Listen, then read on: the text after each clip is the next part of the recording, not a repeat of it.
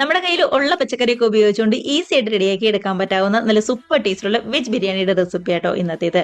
അതും ദാ കുക്കറിൽ ഒറ്റ വിസിൽ കേൾപ്പിച്ചിട്ടാണ് റെഡിയാക്കി എടുക്കുന്നത്.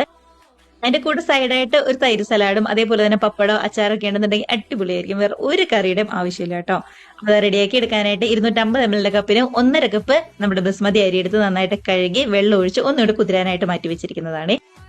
കുക്കർ ചൂടായിട്ട് വരുമ്പോൾ ഇതിലേക്ക് ഓയിലും അതേപോലെ തന്നെ നെയ്യും കൂടി ചേർത്ത് കൊടുക്കുന്നുണ്ട്.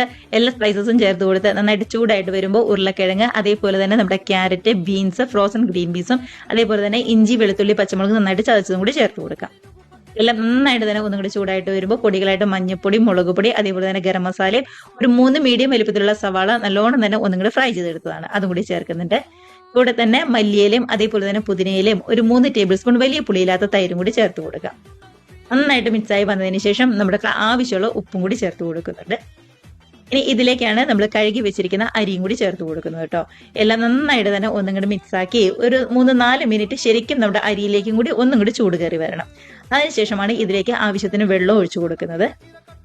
കുക്കറിലായതുകൊണ്ട് ഒരു 2.25 കപ്പ് വെള്ളം മാത്രം ചേർത്താൽ മതി. മീഡിയം ഫ്ലെയിമിൽ ഒറ്റ വിസിൽ കേൾപ്പിച്ച് ഒരു 3-4 മിനിറ്റ് കഴിയുമ്പോൾ ബാക്കി വിസിലും പൊക്കിക്കളഞ്ഞ് വലിയ ചൂടൊക്കെ നാറി കഴിയുമ്പോൾ നമുക്ക് സെർവ് ചെയ്ത് കഴിക്കാവുന്നേ ഉള്ളൂ. അപ്പൊ ഇതേപോലുള്ള 1-2 കാര്യങ്ങളൊക്കെ ഒന്ന് ശ്രദ്ധിച്ച് നമ്മുടെ ബിരിയാണിയൊക്കെ ഉണ്ടാക്കി അടിപൊളിയായിട്ട് ഇരുന്ന് കഴിക്കാം. കമന്റ്സ് ഒക്കെ ആണെന്നുണ്ടെങ്കിലും മറക്കാതെ അറിയിക്കണേ.